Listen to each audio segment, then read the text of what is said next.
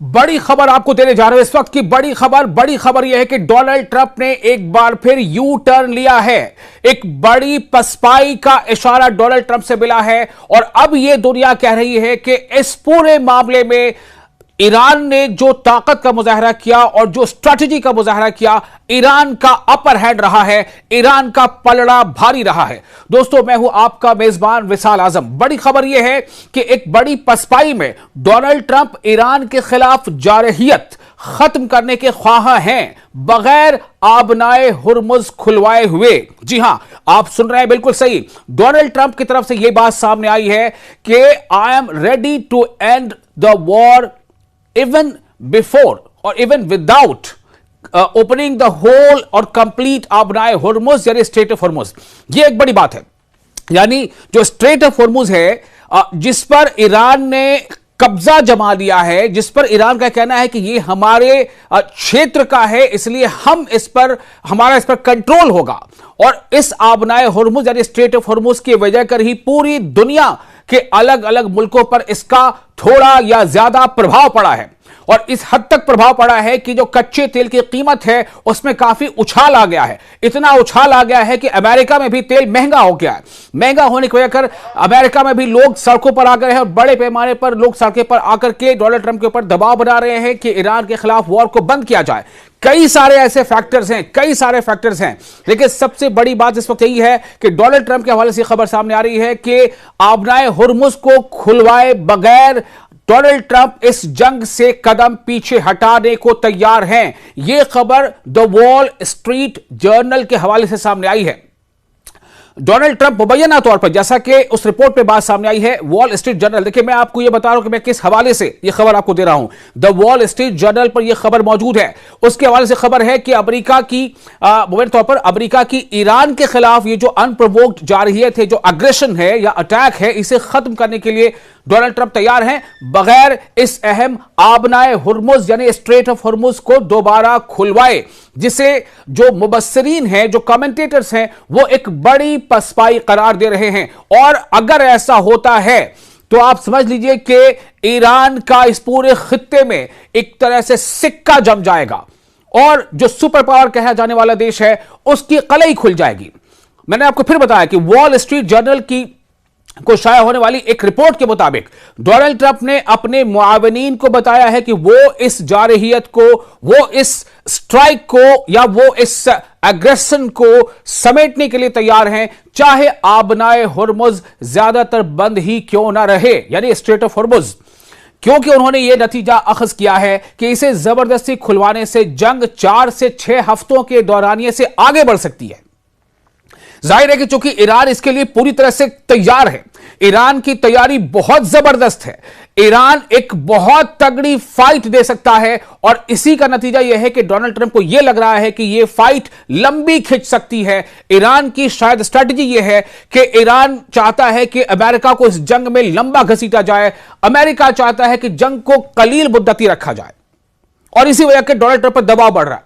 Report पर तबसरा करने वाले मुबस्सिरीन ने कहा है कि वॉशिंगटन की जानिब से इस तरह का इनखला ऐसा महसूस होगा जैसे व्हाइट हाउस अपने पहले मौक़िफ़ से पीछे हट रहा हो, खासतौर पर इसके बाद कि डोनाल्ड ट्रंप 12 धमकी दे चुके थे कि अगर इस आबी गुजरगाह को, इस वाटरवे को, इस स्ट्रेट ऑफ हुर्मुज को दोबारा न खोला गया तो नताइज भुगतने होंगे।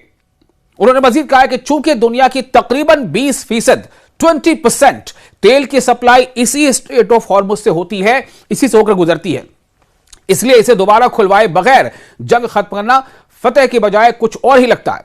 गुज़िश्ता माह के आखिर में जारहियत के आगाज के बाद से, यानी कि 28 फरवरी को जो अमेरिका और इस्राइल ने एक तरफा जंग थोप दी थी ईरान के ऊपर, और 28 फरवरी को जो हमले का आगाज कर दिया था, उसके बाद से ही तेहरान ने जवाबी इकदाम के तौर पर दुश्मन बहरी जहाजों और उन ममालिक के जहाजों के लिए आबनाए हुर्मुज को बंद कर दिया जो हमला आवरों की मदद कर रहे हैं।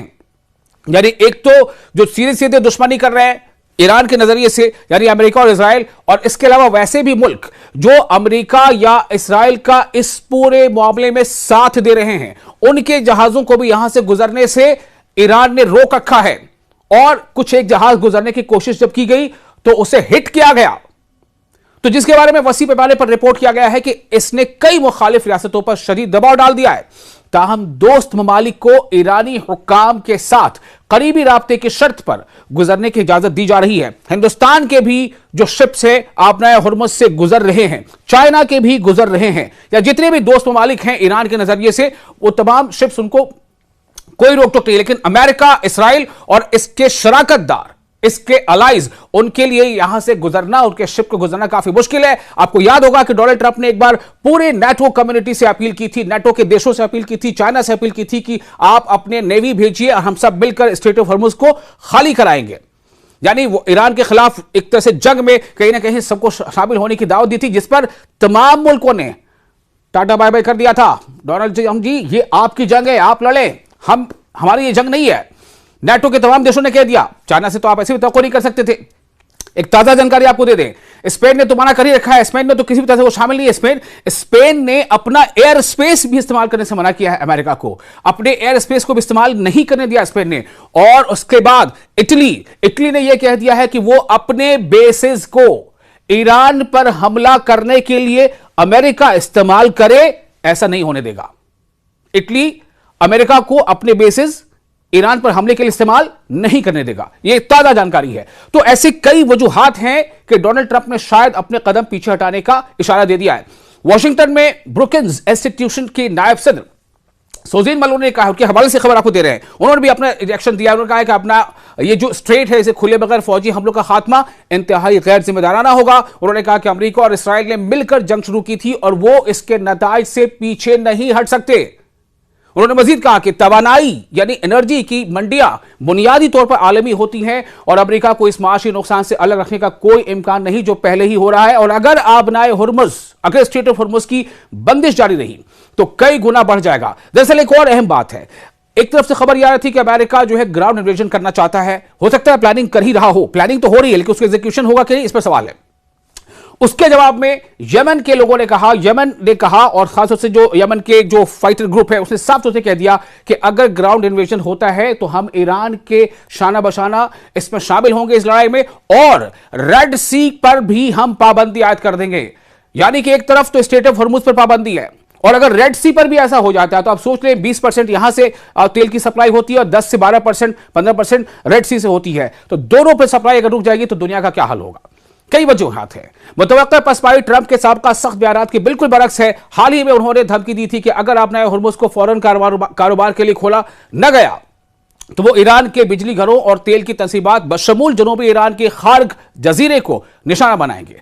लेकिन जो अब खबर सामने है वो यही बता रही है। इससे पहले भी डोनाल्ड ट्रंप ने कई बार ऐसी बातें कही थी, उनके हवाले से खबर सामने आ रही थी कि डोनाल्ड ट्रंप दरअसल उनके ऊपर इतना दबाव बन गया है ट्रंप के ऊपर।